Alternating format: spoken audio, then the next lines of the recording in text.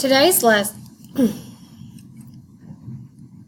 lesson is on surface area of prisms.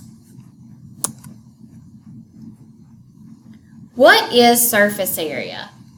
Surface area is the sum of the areas of all surfaces or faces of a three-dimensional figure.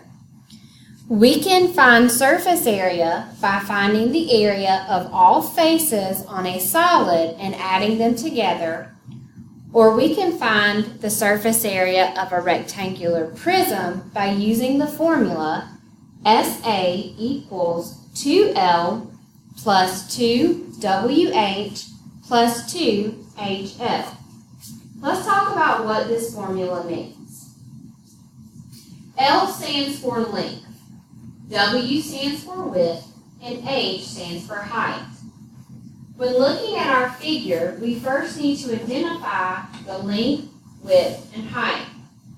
In our rectangular prism shown, 11 is the length of our solid, 5 is the width of our solid, and 6 is the height of our solid.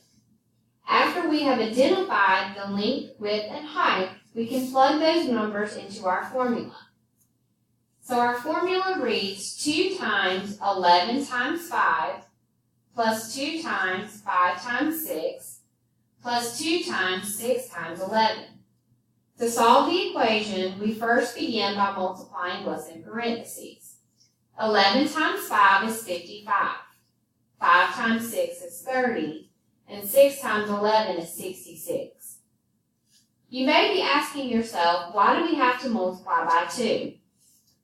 With a rectangular prism, opposite sides are parallel and opposite sides are congruent. That means that the front and the back of our prism have the same dimensions, the sides have the same dimensions, and the top and the bottom have the same dimensions. Instead of just calculating the area for each of the faces and adding them together, we can calculate the area for these 3 different faces that have different dimensions and then multiply each of those times 2, since 2 faces have the same dimensions. 2 times 55 is 110, 2 times 30 is 60, and 2 times 66 is 132. When we add together, we find our surface area equals 302 centimeters squared. Let's look at this example together. Recall the formula for finding surface area of a rectangular prism is 2 length times width plus 2 times width times height plus 2 times height times length. I first identify my length, width, and height. 3 is our length, 2 is our width, and 4 1/5 is our height. I can now plug those into my formula.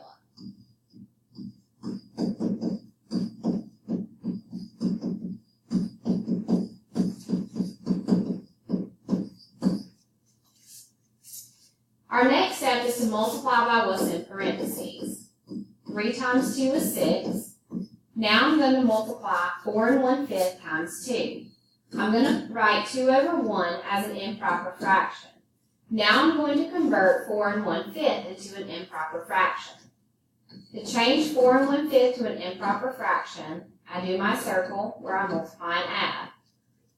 5 times 4 is 20, plus 1 is 21/5. Now I can multiply straight across. 2 times 21 is 42/5. I go ahead and write that number in my parentheses. For the next one, we're going to multiply 4 1/5 times 3. Again, 4 1/5 as an improper fraction is 21 over 5. So I multiply that times 3 over 1. Multiply straight across. 21 times 3 is 63, and 5 times 1 is 5. So I'm going to multiply 2 times 63 over 5 in order to calculate the dimensions for those 2 sides. Now we multiply by 2. 2 times 6 is 12. I'm going to multiply 2 over 1 times 42 over 5. I cannot cross simplify, so I'm going to multiply straight across. 2 times 42 is 84/5. Now I'm going to multiply 2 over 1 times 63 fifths. Again, I cannot cross multiply, so I'll multiply, or I cannot cross simplify, so I'm going to multiply straight across. 2 times 63 is 126 fifths. Now, since 2 of my fractions have a denominator of 5, I know that 12 must have a common denominator of 5. So all of my fractions will have the same denominator so that I can add my numerators together. If I put 12 over 1, I know that 1 times 5 gives us 5, so I must multiply 12 times 5, which is 60.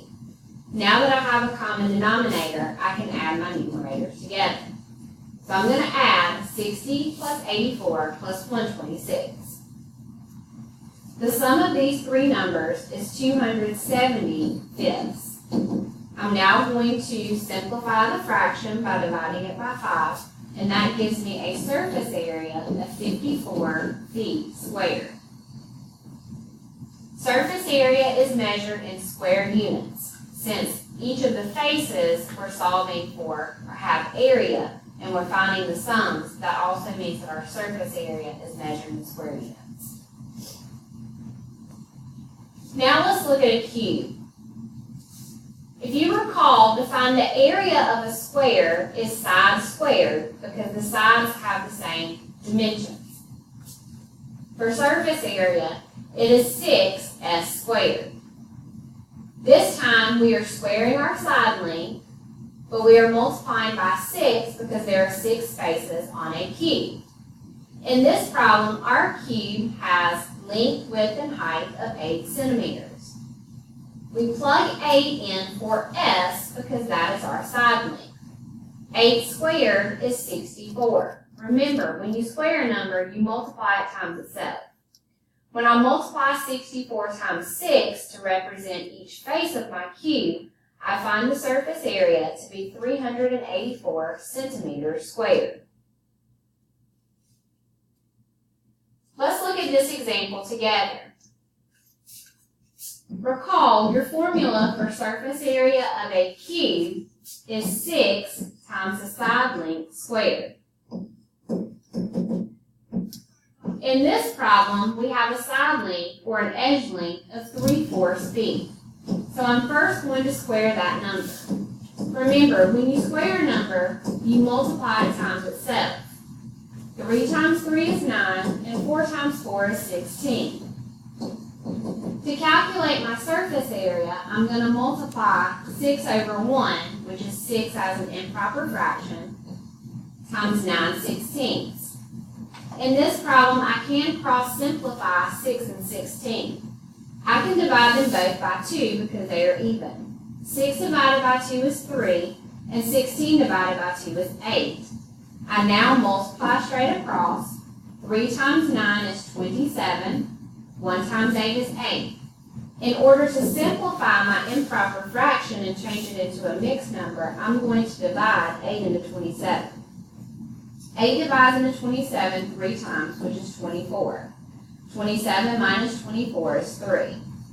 Remember, the top number is your whole number. What you used to refer to as your remainder is your numerator. And 8 continues to be your denominator. So the surface area of my cube with an edge length of 3/4 feet is 3 3/8 feet squared. That is surface area of a cube. Now let's look at surface area of a triangular prism. There are a number of formulas that we can use to calculate surface area of a triangular prism. This one is an easier version that we like to use. The formula is surface area equals lowercase bh plus lowercase p times capital H. Now you may be thinking, what do all these letters represent? Lowercase b refers to the base of the triangle. The base of the triangle is located at the bottom of our triangle. In this case, our base is 8 centimeters. H stands for height of the triangle. The height of the triangle is always formed by a right angle. And as you can see here, the height always meets at a right angle with our base. So the height of our triangle is 3 centimeters. Now this triangle is different. It is an isosceles triangle, which means the other 2 side lengths are equal in length. This triangle actually is equilateral. I can see that all of these side lengths are the same. So that means if the base is 8 centimeters for this triangle, so are the other 2 side lengths. Sometimes you will see an isosceles or an equilateral triangle, and they look a little bit different than the right triangle. It can be confusing at times to calculate or determine which ones are your side lengths versus your height. So for this problem, the perimeter is 8 plus 8 plus 8, which is 24 centimeters. The P, lowercase p, stands for perimeter of the triangle. So in that problem, or that part of this problem, you're going to add the 3 side lengths together. If you look closely, you can see that all of the lowercase letters deal with the triangle. So when you're solving for surface area of a triangular prism, all of the lowercase letters refer to the triangle portion of the figure. The very last part of this problem is the height of the prism, which is represented with a capital H.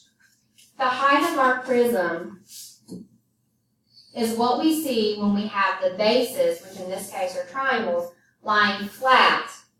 So if we were to rearrange this figure a different way, we could definitely tell that the height of the prism is 12. The height of the prism comes from the rectangular portion of your prism.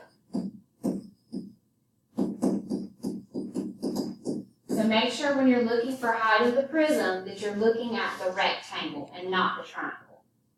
In this case, the height is 12. When we plug all of these into our formula, we have the area of the triangle, which is 8 times 3, which is 24, plus the perimeter, which is 24, times the height of the prism, which is 12. 24 times 12 is 288. When I add that to 24, I find that I have a surface area of 312 centimeters squared. All right, in this example, we again are going to calculate the surface area of the triangular prism.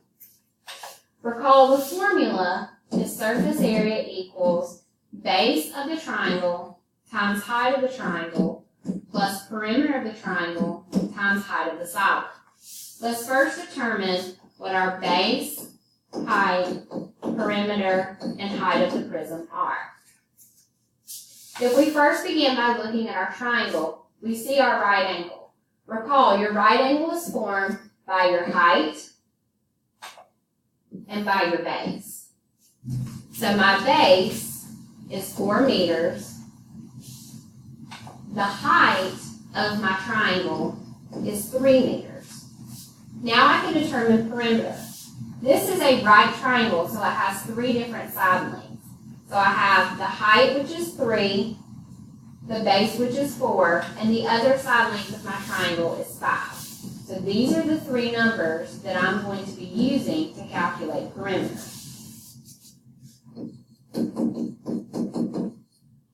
Finally, we have the height of our solids, which we find in our rectangle, and in this case, it is 7 meters. Now I'm going to plug this into my formula. Now that I've plugged everything into my formula, I can multiply and solve. 4 times 3 is 12. When I multiply 12 times 7, I get 84. I then add these 2 numbers together to calculate my surface area, which is 96 meters squared. That is how we find surface area of a triangular prism.